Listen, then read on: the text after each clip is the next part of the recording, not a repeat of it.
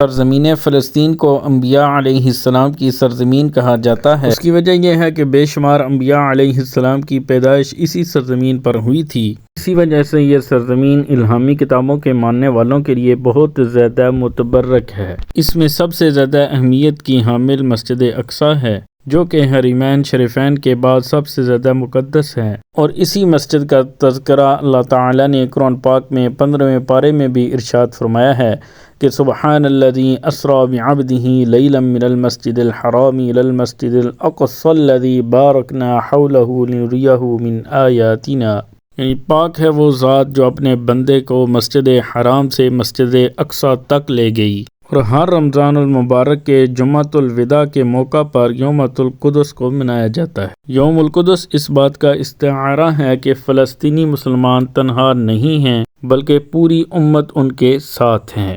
17 اگست 1979 کو ایران کے رہبر اعلیٰ آیت اللہ خمینی نے اس بات کا اعلان کیا تھا کہ ہم رمضان المبارک کے جمعۃ الوداع میں یوم القدس منایا کریں گے، اور اس کا مقصد مسئلہ فلسطین کو زندہ رکھنا تھا، اور اس کا مقصد یہ بھی تھا کہ پوری دنیا کو باور کرایا جائے کہ فلسطین اور بیت المقدس فلسطینیوں کا ہے اور اس پر اسرائیل نے ناجائز قبضہ کر رکھا ہے۔ اور اسی وجہ سے رمضان المبارک کے جمعۃ الوداع میں پوری مسلم امہ میں ریلیاں نکالی جاتی ہیں اور فلسطین کے ساتھ اظہار یکجہتی کیا جاتا ہے، اور اسرائیل کے خلاف غم و غصے کا اظہار بھی کیا جاتا ہے۔ بانی پاکستان قائد اعظم محمد علی جناح نے بھی فلسطینیوں کے موقف کی بہت ہی تائید کی تھی۔ عرب اسرائیل کے امن معاہدے، ڈیل آف سینچری، ایران اور سعودیہ کی کشیدگی کے اندرونی مسائل نے فلسطینیوں کے اس حق کو بہت زیادہ نقصان پہنچایا ہے۔ دوسری جنگ عظیم کے بعد 1948 میں پہلی بار مغربی طاقتوں کے بل بوتے پر اسرائیل کی ریاست کو وجود میں لایا گیا۔ اسرائیلی ریاست تو تقریباً 1948 میں وجود میں آئی، لیکن اس کی کوششیں تقریباً 100 سال پہلے سے جاری تھیں۔ 1948 میں اسرائیل تو وجود میں آ گیا، لیکن ان یہودیوں کی کوشش تھی کہ اسرائیل کو گریٹر اسرائیل بنایا جائے۔ گریٹر اسرائیل بنانے کے لیے اس میں اردن، شام، عراق، کویت اور سعودی عرب کا بہت بڑا حصہ شامل کرنے کی تیاری میں ہیں، اور اس کے لیے بھرپور کوششیں بھی کر رہے ہیں۔ صہیونی ریاست کو ان یہودیوں نے مدینہ منورہ تک پھیلانے کا پروگرام بنایا ہوا ہے، جبکہ یہ عبارت اے اسرائیل تیری سرحدیں دریائے نیل سے دریائے فرات تک ہیں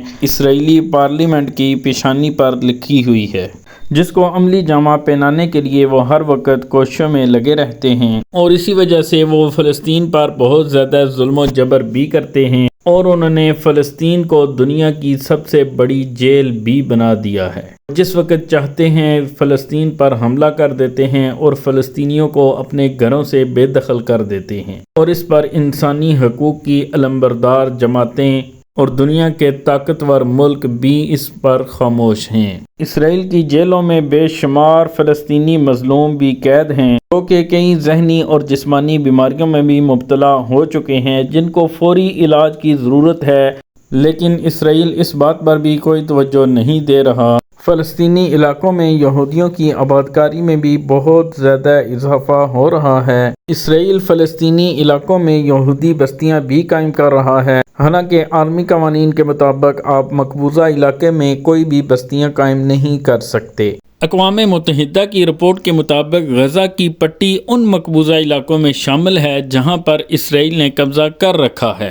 دراصل عالمی استعماری قوتیں مسلمانوں سے ان کے گھر بار چھیننے کے در پہ ہیں اور ان کو بے وطن کرنے کی کوشش میں لگے ہوئے ہیں، تو اس لیے مسلمانوں کو بھی چاہیے کہ وہ اپنے وطن اور اپنے دین کے لیے اکٹھے ہو جائیں، کیونکہ جہاد اسلام کا ایک بنیادی رکن ہے۔